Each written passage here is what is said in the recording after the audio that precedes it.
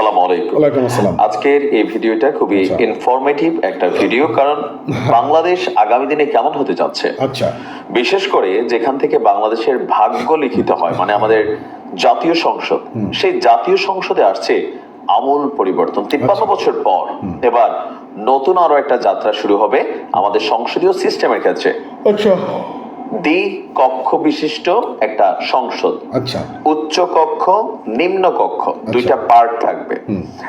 আর এই দুইটা পার্টের মধ্যে সংসদীয় আসনগুলোকে ভাগ করা হয়েছে। নিম্ন কক্ষে থাকবে 400টা আর উচ্চ কক্ষে থাকবে 105টা। ওকে, 105টার মধ্যে 5টা আবার থাকবে রাষ্ট্রপতির ব্যক্তি স্বাধীনতা। আচ্ছা, মানে তিনি সমাজের যে কোনো একটা গোষ্ঠীর পিছিয়ে পড়া বা ভালো মন্দ মিলেয়া তিনি এই 5টা প্রার্থী মনোনয়ন করতে পারবেন, এটা তার ব্যক্তি স্বাধীনতার মধ্যে রাখা হয়েছে।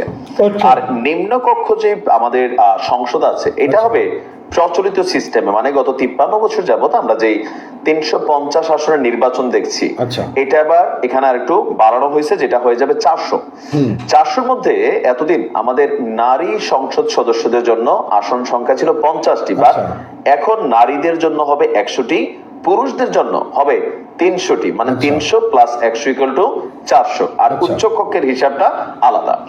তো নিম্ন কক্ষের 400টি আসনে নির্বাচন হবে, আমরা যেমনটা বলছিলাম যে বর্তমানে যেভাবে সরাসরি জনগণের ভোটে নির্বাচিত হয়, এটা হচ্ছে নিম্ন কক্ষ। আর আমরা যদি দেখি আপনার উচ্চ কক্ষের যে 100টি আসন, এটা আসলে কিভাবে হবে, এটা কি মানে আপনার ভোটের মাধ্যমে হবে? না, এটার সিস্টেমটা একটু আলাদা। আমরা যেই সিস্টেমটা নিয়ে কথা বলছি, পৃথিবীর অধিকাংশ দেশেই এখন এই দ্বিকক্ষ বিশিষ্ট সংসদ কিন্তু চলমান। আর দ্বিকক্ষ বিশিষ্ট সংসদের এই যে সিস্টেমটা, এটাকে বিএনপিও তাদের প্রস্তাবনা এনেছে, জাতীয় নাগরিক কমিটি এনেছে, বা যতগুলো রাজনৈতিক দল আছে তারা সবাই কিন্তু এখন দ্বিকক্ষ বিশিষ্ট এই সংসদ সিস্টেমটাকে বাংলাদেশে দেখতে চায়। তার মানে এটা শতভাগ এখন হতে যাচ্ছে। প্রশ্ন হচ্ছে উচ্চ কক্ষের যে 100টা আসন, এটা কিভাবে নির্বাচন হবে? এটা নির্বাচন হবে আনুপাতিক প্রতিনিধিত্ব পদ্ধতিতে। যেমন দলগুলো নির্বাচনে সারা দেশে যত ভোট পাবে, তার অনুপাতে উচ্চ কক্ষে আসন পাবে। বুঝতে পারছি? যেই দল বেশি ভোট পাবে উচ্চ কক্ষে, সেই দলের প্রতিনিধিদের সংখ্যা বেশি থাকবে। দলগুলো উচ্চ কক্ষে প্রার্থীকে মনোনয়নের ক্ষেত্রে যাতে বিভিন্ন অংশের প্রতিনিধিত্ব রাখে, সেইটাও উল্লেখ থাকবে। মানে একটা দল চাইলে শুধুমাত্র একটা গোষ্ঠীকে, যেমন আমাদের এই যে আদিবাসী গোষ্ঠী এখন একটা ইস্যু আসছে, পাহাড়ি জনগোষ্ঠী আসছে, বা দলিত গোষ্ঠী আছে, বিভিন্ন সমাজের সেক্টরে যেই সারা বাংলাদেশকে যারা রিপ্রেজেন্ট করে, প্রত্যেকটা গোষ্ঠীর যেন সেখানে প্রতিনিধিত্ব থাকে, সেটাও ব্যালেন্স করতে হবে। এখন আমরা দেখছি যে আপনার বিএনপি সহ অন্যান্য রাজনৈতিক দলগুলো লিখিতভাবে সংবিধান সংস্কার কমিশনকে বেশ কিছু প্রস্তাবনা দিয়েছিল। আর সেই প্রস্তাবনাগুলোর মত বিনিময়, অংশীজনদের সাথে কথাবার্তা, সবকিছু মিলাইয়া আমরা দেখছি আজকে এই সিস্টেমটা সম্পর্কে আমরা তথ্য পেলাম। নির্বাচন সংস্কার কমিশনও সংসদের নিম্নকক্ষে বিদ্যমান পদ্ধতিতে এবং উচ্চ কক্ষে আনুপাতিক পদ্ধতিতে নির্বাচন করার সুপারিশ আপনার অলরেডি হয়ে গেছে। আমরা ধরি এখন কেন এই পরিবর্তনটা? একনায়কতন্ত্র ঠেকানোর অন্যতম লক্ষ্য। যেমন আমাদের বাংলাদেশে রাষ্ট্রপতি কার্যত থাকেন একজন পুতুল। আমরা কার্যত তিনি পুতুলের ভূমিকা পালন করেন, সবগুলো সিদ্ধান্ত রাষ্ট্রের মেজর, সংসদের মেজর অ্যাক্টিভিটিস গুলো চলে যায় প্রধানমন্ত্রীর হাতে বা একজন ব্যক্তির হাতে। তো ওই বিষয়টাকে মাথায় রেখেই যে আপনার ক্ষমতাকে বিকেন্দ্রীকরণ, মানে একজনের উপরে সবগুলা ক্ষমতা বা একজনের হাতে, ওইটাকে বিকেন্দ্রীকরণের উপর জোর দেওয়া হচ্ছে, যাতে এক ব্যক্তির হাতে ক্ষমতা কক্ষিগত না থাকে।